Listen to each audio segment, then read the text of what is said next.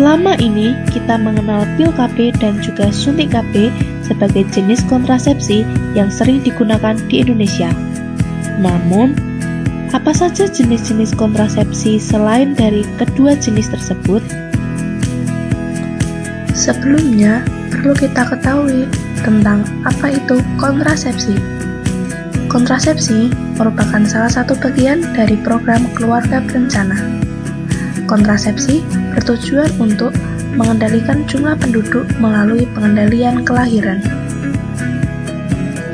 Menurut Centers for Disease Control and Prevention atau CDC, metode kontrasepsi dapat dikelompokkan menjadi dua, yaitu tidak permanen dan juga permanen.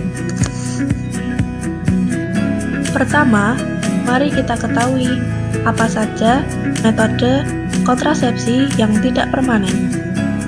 Yang pertama adalah IUD atau KB spiral.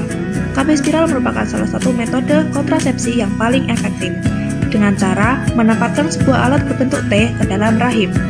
KB spiral terdiri dari hormonal dan juga koper yang dilapisi oleh tembaga. Yang kedua adalah implan. Implan merupakan sebuah tabung kecil yang dimasukkan ke dalam kulit lengan atas seorang wanita. Tabung tersebut berisi hormon yang dapat bertahan hingga 3 tahun untuk mencegah kehamilan.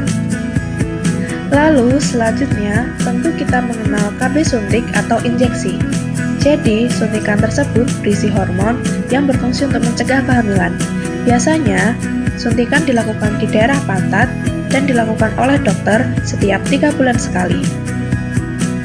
Yang keempat adalah pil kombinasi oral atau yang sering kita sebut dengan pil KB. Pil KB merupakan kombinasi dari 2 hormon. Metode ini biasanya tidak disarankan bagi wanita yang berusia lebih dari 35 tahun, perokok, serta pernah memiliki kanker payudara. Yang selanjutnya adalah pil progestin atau yang disebut dengan mini pill. Mini pill hanya terdiri dari satu jenis hormon saja. Pil ini diberikan ketika seorang wanita benar-benar tidak bisa mengkonsumsi pil kombinasi. Yang berikutnya adalah patch atau yang sering dikenal dengan sebutan koyo KB. Koyo KB biasanya diletakkan di perut bagian bawah, pantat, ataupun tubuh bagian atas, namun tidak boleh ditempelkan pada area payudara. Selanjutnya adalah cincin vagina. Berbentuk seperti lingkaran kecil yang lentur dan dimasukkan ke dalam vagina atau alat reproduksi wanita. Hal ini akan melepaskan hormon yang akan mencegah kehamilan. Yang selanjutnya adalah cervical cup, yang merupakan sebuah alat berbentuk cembung dan diletakkan ke dalam vagina atau alat reproduksi wanita. Alat ini akan menghalangi jalannya sperma sehingga menghalangi terjadinya kehamilan. Yang selanjutnya adalah yang umum kita kenal yaitu kondom. Kondom terdiri dari kondom wanita dan juga kondom pria. Kondom pria dipakai saat sebelum melakukan hubungan seksual, sedangkan kondom wanita dipakai sekitar 8 jam sebelum berhubungan seksual. Berikutnya adalah spermisida yang tersedia dalam beberapa macam bentuk. Spermisida digunakan ke vagina atau alat reproduksi wanita. Spermisida mengandung zat yang dapat membunuh sperma sehingga kehamilan dapat dicegah. Selanjutnya adalah metode kalender. Metode ini dilumpuhkan dengan mengenali kapan masa subur dan masa tidak subur berdasarkan siklus datang bulan. Yang ke-12 adalah metode amenorea laktasi atau MAL.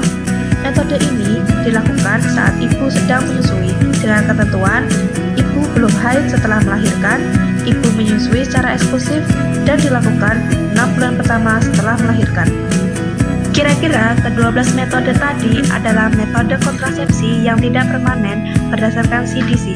Sekarang, mari kita lihat apa saja metode kontrasepsi permanen menurut CDC.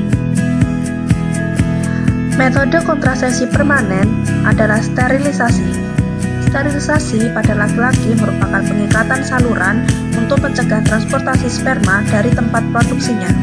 Sedangkan pada wanita adalah pengikatan saluran tempat pembuahan.